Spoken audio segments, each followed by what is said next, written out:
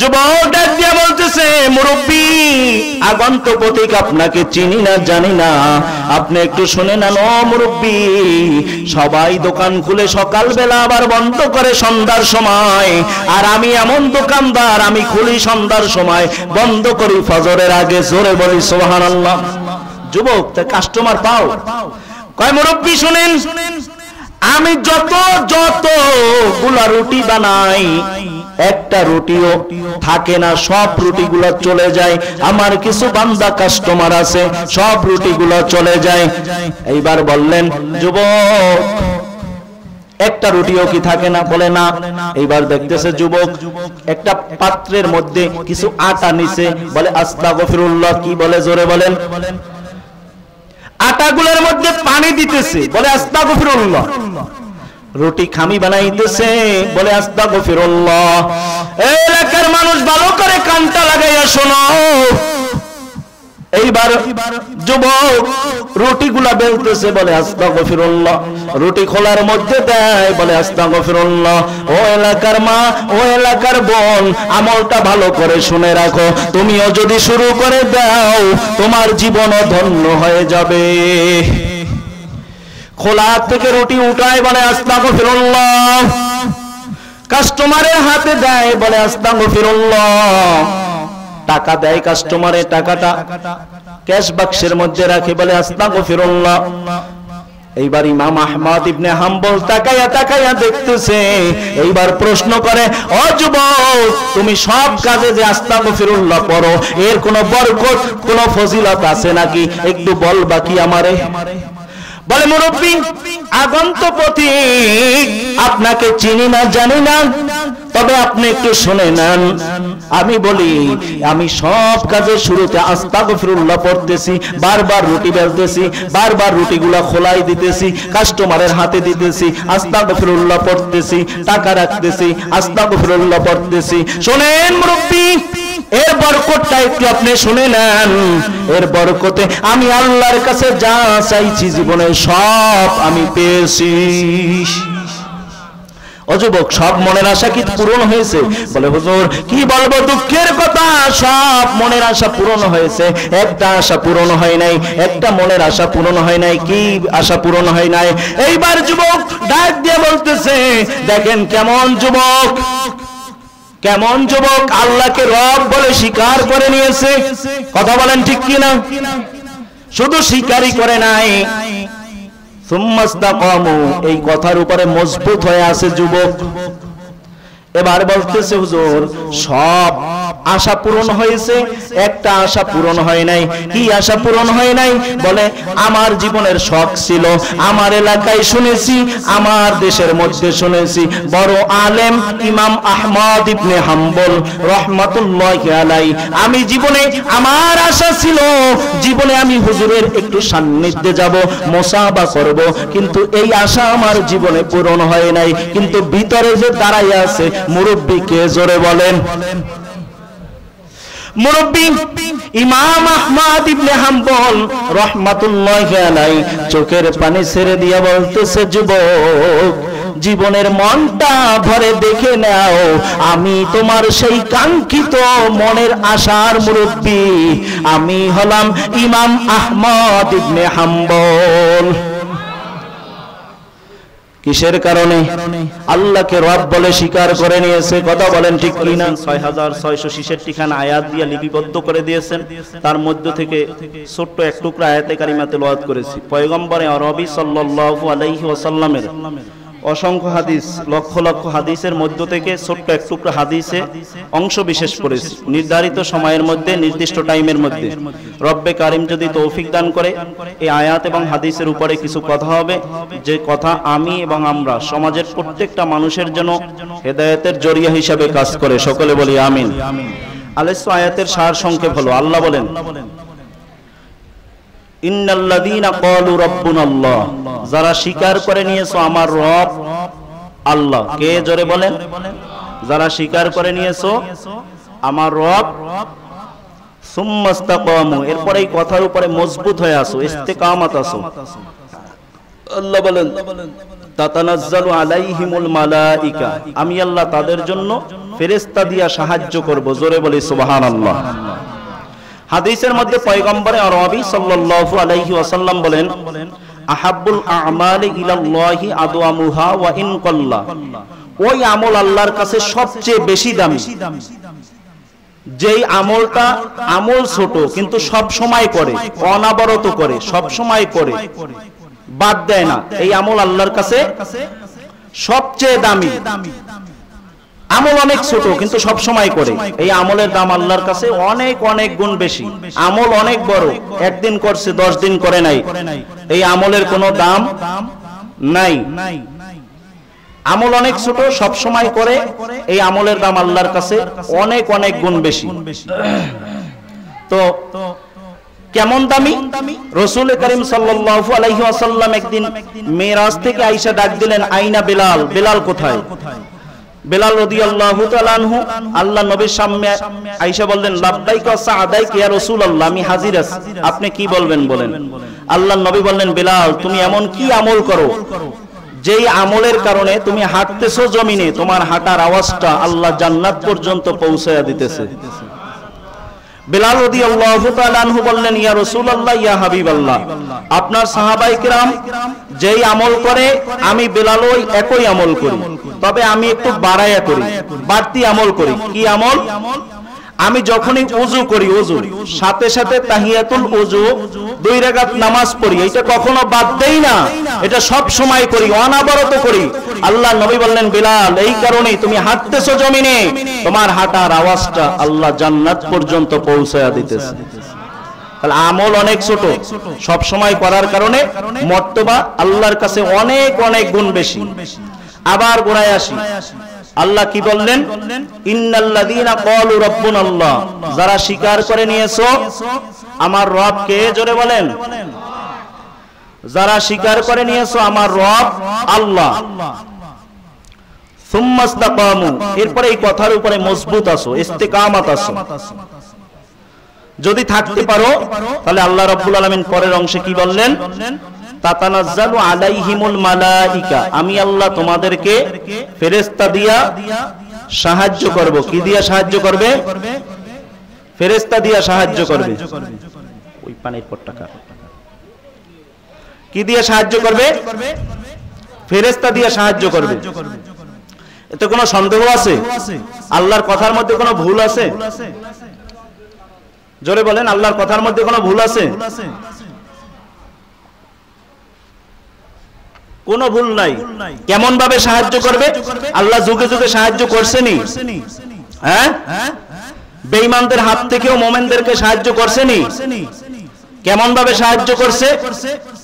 আপনারা ইতিহাস ঘাটলে দেখবেন, হাজ্জাজ বিন ইউসুফ একজন জালেম ছিল, বাদশা ছিল, জালেম বাদশা, যিনি বহু সাহাবা ইকরামদেরকে কতল করেছে। সাহাবা ইকরামদেরকে জিজ্ঞাসা করতো, আমি হাজ্জাজ কেমন? সাহাবা ইকরাম কি মিথ্যা কথা কবে? সাহাবা ইকরাম বলতো, তুই আস্ত একটা জালেম। বলার সাথে সাথে কল্লাটা 2 ভাগ করে দিত।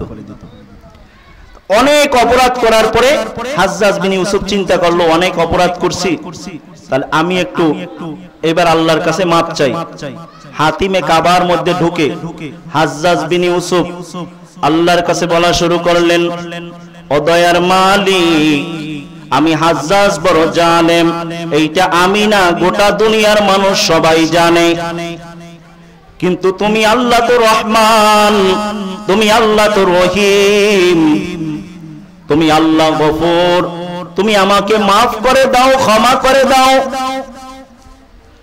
হাজ্জাজ বিন ইউসুফ এই দোয়া করতেছে, হঠাৎ একজন অন্ধ, কানা মানুষ, অন্ধ, পিছনে দাঁড়াইয়া দোয়া করতেছে, আল্লাহ তুমি আমার চক্ষু 2টা ভালো করে দাও। কেন এমন দুনিয়ায় পাঠাইলা, জন্মদাতা পিতাকে দেখতে পারলাম না, যিনি আমার মা 10 মাস 10 দিন গর্ভে ধারণ করেছে, সেই মাকে আমি দেখতে পারলাম না। ও আল্লাহ, আমার কোনো আফসোস নাই, তবে আমাকে বিবাহ করাইবে, কিন্তু আমি চাই একটু আমার চোখটা দেখা একটা সুন্দর মেয়েকে বিবাহ করব। অন্ধ চাই সুন্দর মাইয়া, আল্লাহ প্রয়োজনে আমাকে চক্ষু দুইটা ভালো করে দাও, বিবাহ করার পরে আবার অন্ধ করে দিও। এই কথা বলতেছে হাজ্জাজ বিন ইউসুফের মুনাজাতের মধ্যে কানের মধ্যে শব্দগুলো চলে গেল। হাজ্জাজ বিন ইউসুফ হাসি চলে আসছে, ডাক দিয়ে বলল, কে রে? অন্ধ বলতেছে, আমি অন্ধ, তুমি কেরা? তোমার দোয়া তুমি করো, আমার দোয়া আমি করতেছি। হাজ্জাজ বিন ইউসুফ বলতেছে, অন্ধ আমি কে জানোনি? আমি হাজ্জাজ বিন ইউসুফ।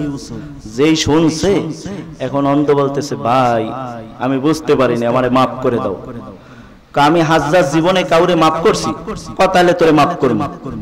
কয় মাফ করো নাই, কিন্তু করবা না তাও তো না, আজকে আমারে দিয়ে শুরু করো। মানে পাম্প পট্টি দিতেছে, বিপদে বললে তো অটো পাম্প বাইরে হয়ে যায়, আজকে আমারে দিয়ে শুরু করো। এইবার হাজ্জাজ বিন ইউসুফ ডাক দিয়া বলতেছে, অন্ধরে আমি তোরে মাফ করতে পারি একটা মাত্র শর্তের বিনিময়ে। কি শর্ত? ও হাজ্জাজ বিন ইউসুফ, হাজ্জাজ বিন ইউসুফ ডাক দিয়া বলতেছে, অন্ধ আমি এই কাবার চতুর্পাশে 7টা চক্কর দিব, মাকামে ইব্রাহিমের কাছে দাঁড়াইয়া 2 রাকাত নামাজ পড়ব।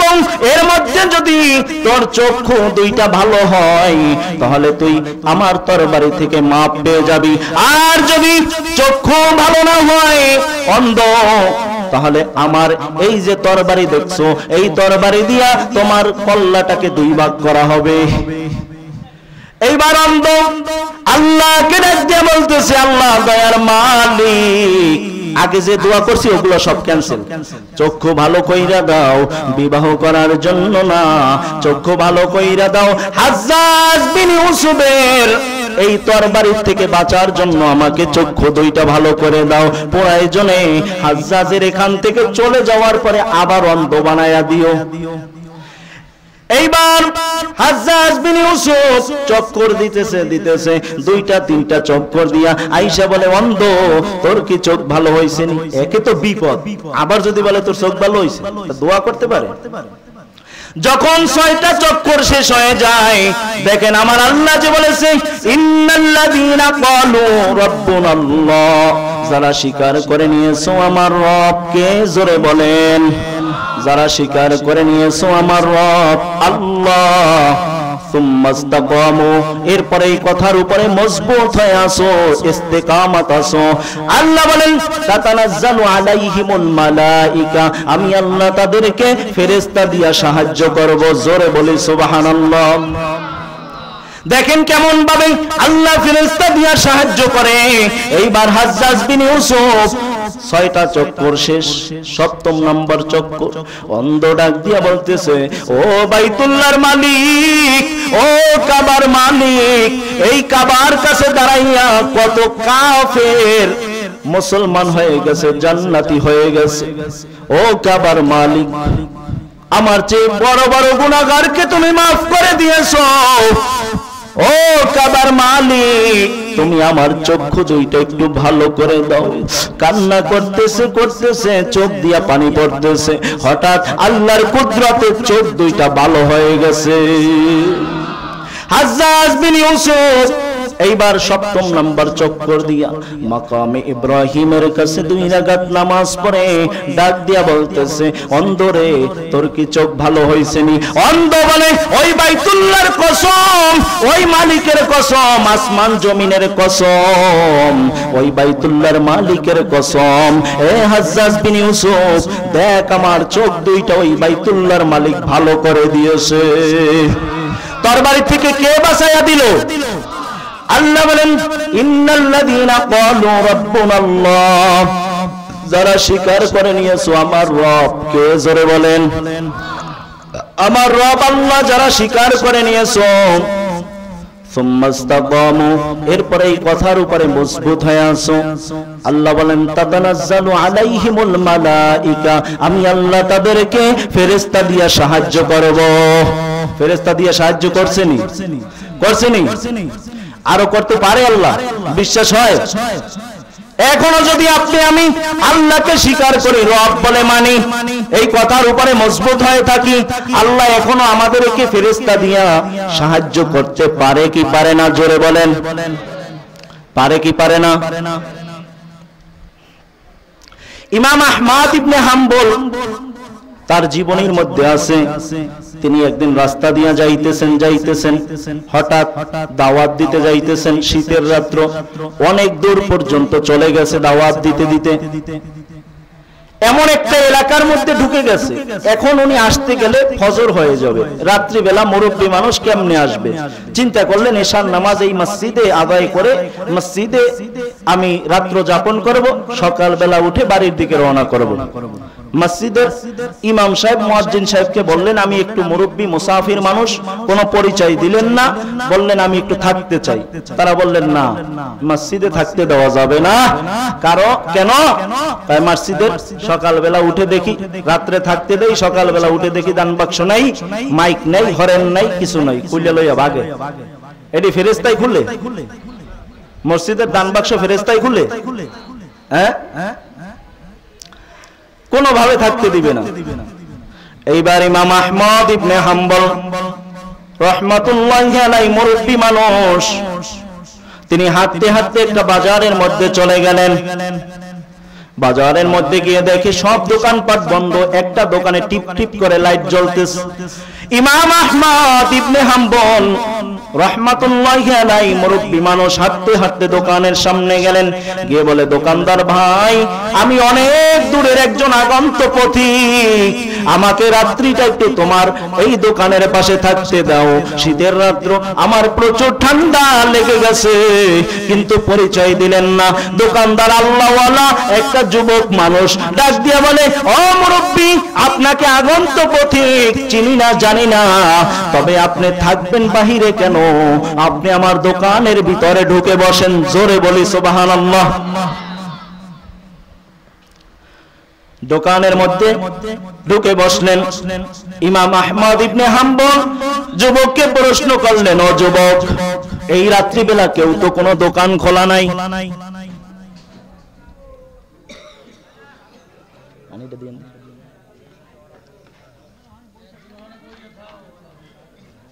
আসবে না, কারেন্ট হয়তো বিদ্যুৎ চলে গেছে।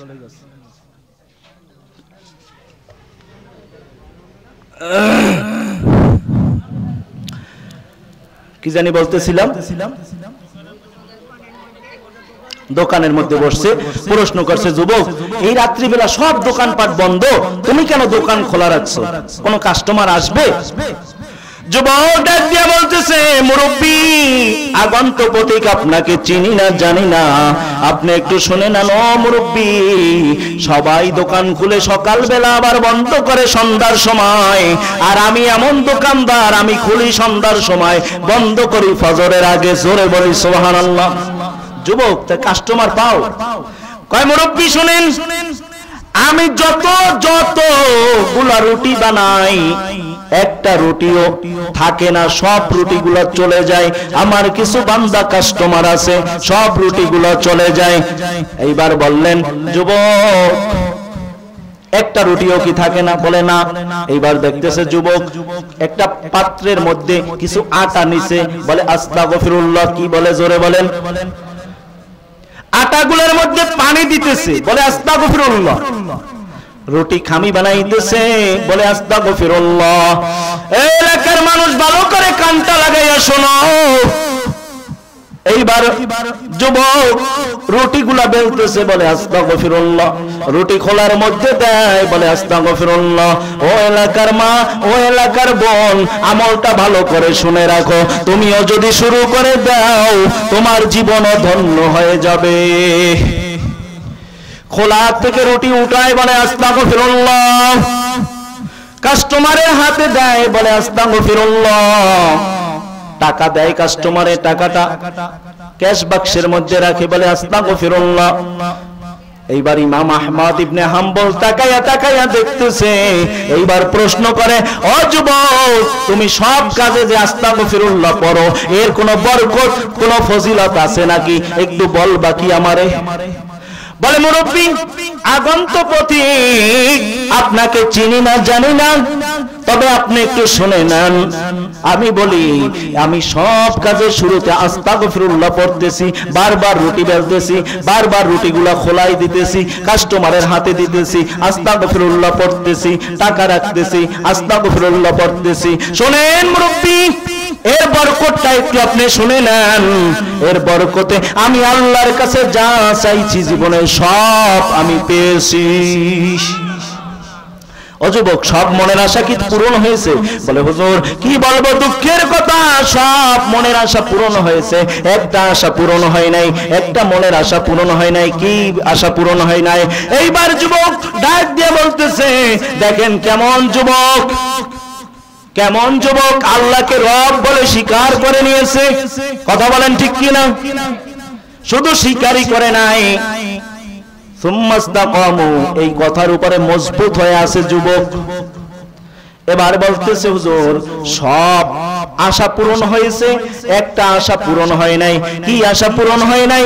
বলে আমার জীবনের শখ ছিল, আমার এলাকায় শুনেছি, আমার দেশের মধ্যে শুনেছি, বড় আলেম ইমাম আহমদ ইবনে হাম্বল রহমাতুল্লাহি আলাইহি, আমি জীবনে আমার আশা ছিল জীবনে আমি হুজুরের একটু সান্নিধ্যে যাব, মুসাহাবা করব, কিন্তু এই আশা আমার জীবনে পূরণ হয় নাই। কিন্তু ভিতরে যে দাঁড়াইয়া আছে মুরব্বী কে? জোরে বলেন। মুরব্বী ইমাম আহমদ ইবনে হাম্বল রহমাতুল্লাহি আলাইহি চোখের পানি ছেড়ে দিয়া বলতেছে, যুবক জীবনের মনটা ভরে দেখে নাও, আমি তোমার সেই কাঙ্ক্ষিত মনের আশার মুরব্বী, আমি হলাম ইমাম আহমদ ইবনে হাম্বল। কিসের কারণে? আল্লাহকে রব বলে স্বীকার করে নিয়েছে। কথা বলেন ঠিক কি না? স্বীকার করে নেই নাই, সুম্মাস্তাকামু, এরপরে এই কথার উপরে মজবুত হয়ে আছে। আল্লাহ বলেন যারা এক নম্বরে আল্লাহকে স্বীকার করবি, আমার রব আল্লাহ, এই কথা যারা স্বীকার করবি, সুম্মাস্তাকামু, এরপরে দুই নম্বরে যারা এই কথার উপরে মজবুত হয়ে থাকবি, আল্লাহ বলেন তাতানাজ্জালু আলাইহিমুল মালাইকা, আমি আল্লাহ তোদেরকে ফেরেশতা দিয়া সাহায্য করব। জোরে বলি সুবহানাল্লাহ। কি করবে? ফেরেশতা দিয়া সাহায্য করবে। আল্লাহ করতে পারে কি পারে না?